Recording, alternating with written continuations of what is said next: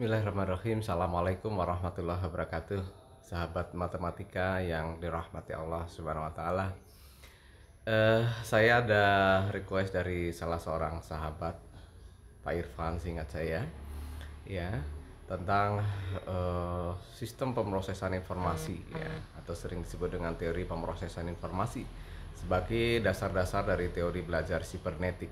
Ini saya berikan yang sangat serba sedikit dulu saja, yang sifatnya dasar-dasar dari teori pemrosesan informasi.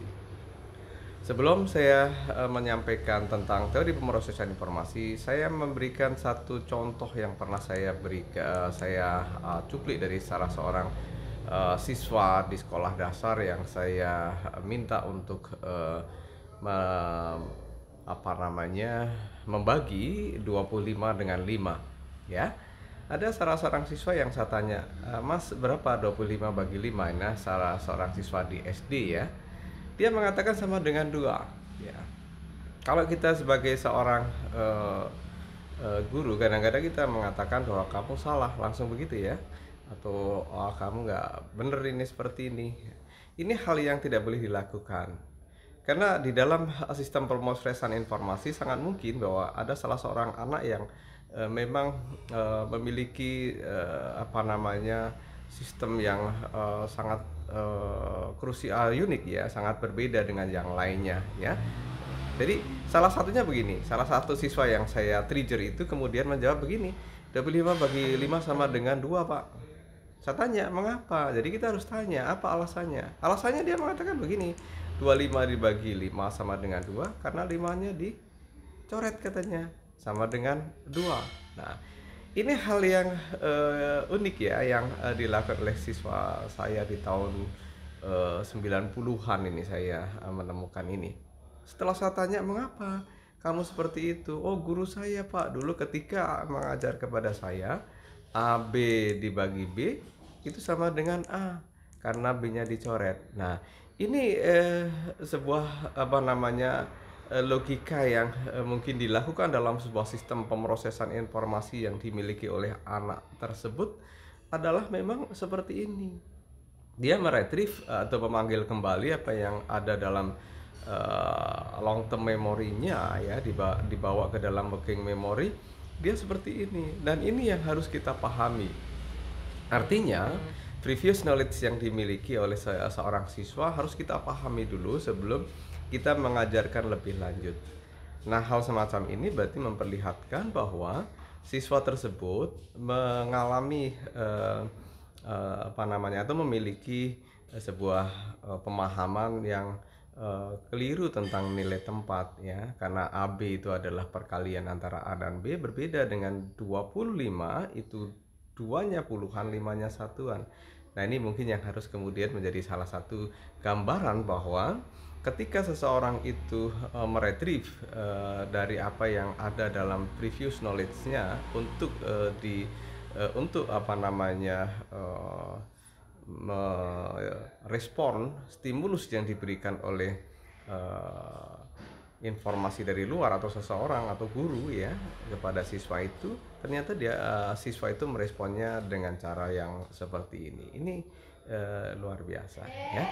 Selanjutnya, sahabat-sahabat sekalian, apa itu sistem pemrosesan informasi ya? Informasi yang masuk itu pertama kali diterima oleh seseorang melalui sensory register ya. Sensory register inilah kalau dalam bahasa di di komputer juga sensory register juga ya. Jadi metafor dari sistem pemrosesan informasi yang ada dalam diri manusia ini adalah metafornya komputer ya. Jadi kalau ada informasi yang masuk, maka pertama kali yang akan meregister adalah salah satunya bisa jadi melalui disk drive, kemudian ada di sana ada tempat flash USB ya, dan lain sebagainya. Yaitu adalah sensory register yang ada dalam komputer. Nah, dalam manusia sensory registernya adalah panca indera ya. Apabila informasi yang masuk itu dikenali dan diperhatikan oleh seseorang, maka baru bisa masuk ke dalam suatu memori. Tapi kalau tidak diperhatikan, meskipun dikenali dan dia tidak perhatikan sama sekali, tidak akan masuk dalam suatu memori. Nah, di dalam suatu memori ini agar bisa, karena tidak bertahan lama ya di dalam suatu memori ini. Dengan demikian maka butuh rehearsal atau pengulangan ya. Jadi harus diulang. Agar apa? Agar bertahan lama di dalam suatu memori ya, atau disebut dengan working memory. Ya, kalau di dalam komputer inilah disebut dengan RAM-nya. Jadi RAM di dalam komputer itu dalam sistem pemrosesan informasi manusia itu sering disebut dengan working memory atau short term memory. Di sini adalah memori kerja manusia itu ya. Termasuk juga memori kerja dari komputer itu ada di situ juga. Nah, ketika eh, kemudian tidak diulangi dan seterusnya, maka sangat mungkin bahwa ini akan dilupakan. Jadi ketika emang tidak dibutuhkan dia akan forget ya, dilupakan. Tapi ketika emang dibutuhkan dia akan dilakukan encoding ya, encoding dan akan disimpan di dalam long term memory ya. Sistem pemrosesan informasi ini kemudian akan menyimpan di dalam memori jangka panjang, dan ini tidak akan hilang selama-lamanya ya di dalam sistem pemrosesan informasi dalam long term memory manusia itu ya. Eh, dan di dalam sistem pemrosesan informasi ini maka secara faal ada neuron-neuron yang dipergunakan untuk menyimpan ya, menyimpan dari eh, hal-hal yang memang harus disimpan, baik itu merupakan semantik ya, apakah dia merupakan prosedural ataukah episodik ya. Nah, kemudian di sini ketika emang sudah tersimpan bisa diretrieve ya, bisa dipanggil kembali manakala dibutuhkan oleh working memory. Nah, seperti itu. Inilah yang disebut dengan sistem pemrosesan informasi dalam diri manusia. Ini lebih kepada bagaimana sistem artificial intelligence yang mungkin bisa kita pelajari dari beberapa teori yang ada. Long term memory dalam komputer biasanya disebut dengan hard disk ya. Ya, jadi hard disk yang ada di sana. Tapi ini lebih luas lagi bahwa ketika pada saat sekarang ini ternyata di cloud sana juga ada penyimpanan jangka panjang yang lebih besar lagi. Sahabat-sahabat sekalian, di dalam short term memory seperti yang saya katakan tadi, dalam long term memory tadi, dalam working memory itu sangat mungkin bahwa bisa dilupakan karena di dalam working memory itu hanya ada 7 plus minus 2 bilik, dan setiap bilik itu bergantung kepada manusia mampu untuk memasang atau memformat berapa giga yang bisa untuk menyimpan setiap slot ya. Jadi ada 7 plus minus 2. Ketika di dalam sebuah pembelajaran ada 7 bilik yang sudah dimanfaatkan oleh seorang siswa, maka informasi yang ke-8 ini sulit untuk bisa masuk ya. Maka ada dua hal yang harus mereka lakukan atau siswa lakukan atau manusia lakukan. Yang pertama adalah dilupakan seperti yang tadi itu ya, dilupakan ya. Tapi sangat mungkin ya, karena memang itu sangat dibutuhkan, maka dia encoding dan itu bisa disimpan di dalam long term memory ya.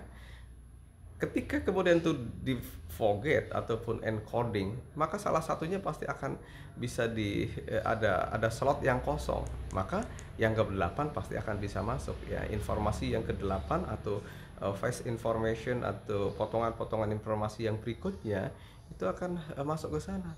Setiap bilik ini adalah satu chunk, biasanya disebut seperti itu, atau satu potongan informasi.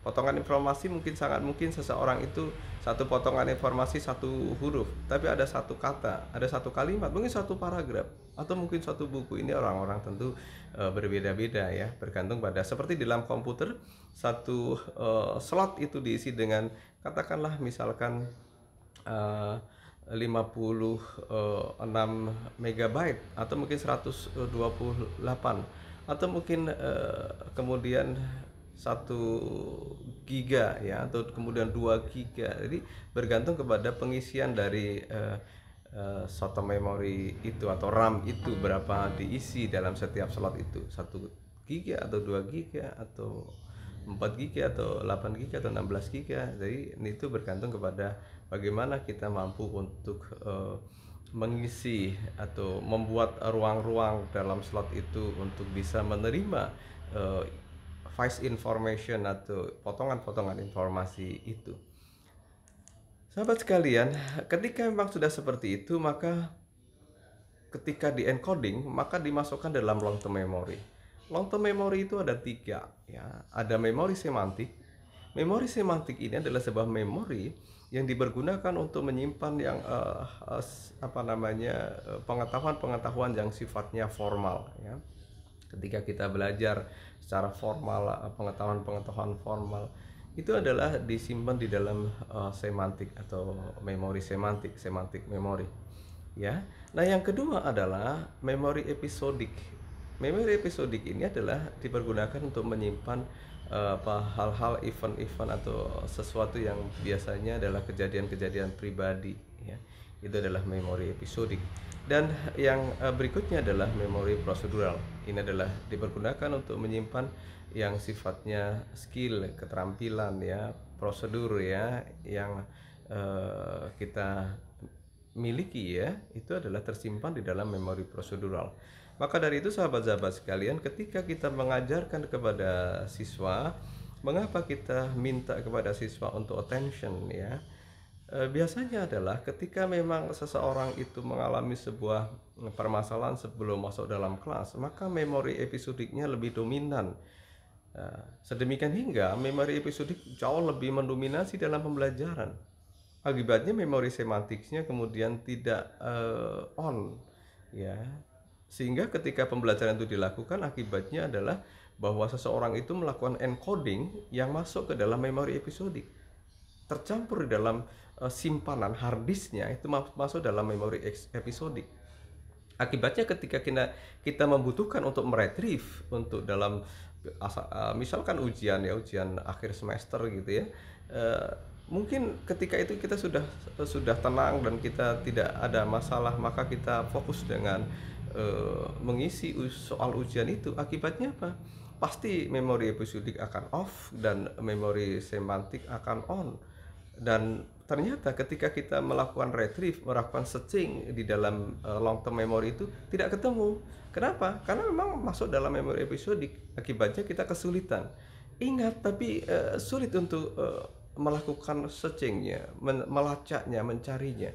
Akibatnya habis waktu dan kita tidak bisa mengerjakan. Ketika kita keluar dari ruangan baru kita ingat, oh iya ya. Kenapa? Karena ketika kita keluar agak sedikit rileks dan kemudian yang muncul episodiknya, ketika itu saya terjadi masalah ini itu, akibatnya dia akan terbuka memori episodik dan terbuka juga file atau neuron yang menyimpan tentang materi yang tadi diujikan. Nah, ini yang harus kita pahami sehingga siswa ketika belajar kita yakinkan bahwa siswa itu memang sudah betul-betul ready ya, siap untuk menerima materi pelajaran yang kita ajarkan. Sahabat-sahabat sekalian, nah ini yang ada dalam short term memory, working memory atau short term memory. Jadi ketika ada initial stimulus atau ada informasi yang masuk, maka akan meretrieve. Katakanlah itu neuron 1. Karena dibutuhkan untuk pengetahuan yang lain agar bisa menyelesaikan masalah yang diberikan, maka akan diretrieve neuron yang kedua. Dan itu akan terjadi firing, pengapian. Dan ketika pengapian itu cukup kuat, dia akan menjadi satu kesatuan, visually motorik sequence. Begitu pula dibutuhkan yang lainnya ya. Dan ini akan menjadi satu kesatuan. Ini akan menjadi sebuah skema baru yang matang ya, mature scheme ya, skema yang matang. Dan ini bisa di encoding kembali sehingga semakin kokoh, semakin kuat knowledge, pengetahuan yang ada dalam otak kita. Sebagai contoh, ketika siswa diminta untuk belajar tentang persamaan kuadrat, maka pertama yang dia retrieve adalah tentang persegi panjang ya, tentu konsep dan prinsipnya ya. Konsepnya berarti apa itu persegi, apa itu persegi panjang di definisinya. Kemudian prinsipnya adalah luasnya misalkan ya. Kelilingnya, luasnya itu dia akan panggil, dan kemudian dia kaitkan dengan bagaimana menyusun persegi dan persegi panjang dari sebuah persegi dan persegi satuan, dan kemudian persegi yang lebarnya satu, panjangnya X misal begitu ya. Kemudian ini akan dia firing. Begitu pula prinsip tentang persamaan AB sama dengan 0 untuk AB bilangan real. Jika A sama dengan 0 atau B sama dengan 0, dia ingat, dia panggil kembali ya. Dan ini akan menjadi sebuah satu kesatuan, dan siswa itu akan sangat mudah untuk menyelesaikan tentang faktorisasi persamaan kuadrat. Nanti teman-teman, sahabat-sahabat sekalian, boleh lihat video selanjutnya tentang persamaan kuadrat. Ini akan mencontohkan bagaimana membangun memori dalam otak dengan menggunakan sistem pemrosesan informasi secara tepat ya. Oleh karena itu, marilah di dalam pembelajaran itu agar otak kita menjadi rileks dan tidak ada hole di dalamnya ya, tidak ada virus-virus yang merebak di dalam sistem pemrosesan informasi kita. Maka marilah kita selalu positive thinking, berpikir positif. Karena ketika kita berpikir positif, maka lapisan korteks otak kita ini akan menangkap hal-hal yang positif saja, dan bahkan hal-hal yang negatif itu cenderung kemudian akan tereliminir, sehingga semuanya itu akan mendukung sistem pemrosesan informasi kita dengan hal-hal yang sifatnya positif. Itu sahabat-sahabat semuanya. Jika didominasi dengan berpikir negatif, nah ini yang harus kita hindari. Maka masukan atau input negatif ke dalam pikiran kita itu terlalu banyak. Akibatnya kelompok lapisan negatif akan mendominasi pikiran kita. Tanpa disadari, kita atau Anda juga sedang menarik semua energi negatif dari alam semesta di lingkungan sekitar kita. Akibatnya kehidupan yang dialami itu akan berisi masalah, rintangan, keributan, dan kegagalan. Itu ketika kita berpikir negatif. Nah, sangat berbeda jauh ketika kita dominasi pikiran kita dengan pikiran positif. Maka masukan pikiran kita itu ada hal-hal yang sifatnya positif ya. Kemudian segala hal yang dilakukan itu akan dikerjakan dengan positif dan penuh percaya diri. Tanpa kita sadari, seluruh alam semesta sekitar kita mendukung kita untuk mewujudkannya. Kita sedang menarik semua hal yang energi positif yang ada di luar ke dalam diri kita. Maka insya Allah keberhasilan, kesuksesan itu akan kita gapai dengan mudah. Oleh karena itu, sahabat-sahabat sekalian, marilah kita selalu berpikir positif. Jangan pernah berpikir negatif untuk diri sendiri maupun untuk orang lain. Ini salah satu input yang membentuk lapisan positif: rasa simpati, kebahagiaan, belas kasih, keikhlasan, rasa percaya diri, optimis, keyakinan, konsentrasi. Ini yang harus kita pupuk di dalam diri kita. Simpati, ya, rasa simpati, kebahagiaan, belas kasih, ya, keikhlasan, rasa percaya diri, optimis, keyakinan, konsentrasi. Ini hal-hal yang negatif ya. Marah ya, benci, ketakutan, kekhawatiran, kesombongan, iri hati, keegoisan, ya, keputusasaan, ya, mengasihani diri sendiri, itu adalah sesuatu yang negatif ya. Rasa bersalah yang terlalu berlebih, pesimis, minder, nah ini hindari. Itu sahabat-sahabat sekalian, demikian saja apa yang bisa saya sampaikan. Mudah-mudahan sahabat-sahabat semuanya bisa mengambil hikmah dari apa yang kita pelajari pada hari ini. Sukses selalu ya. Dan yang belum subscribe, mohon subscribe. Yang memang like, silahkan diklik like. Kemudian share kepada seluruh sahabat sekalian, komen apabila dibutuhkan. Demikian saja, mau lebih dan kurang saya mohon maaf. Assalamualaikum warahmatullahi wabarakatuh.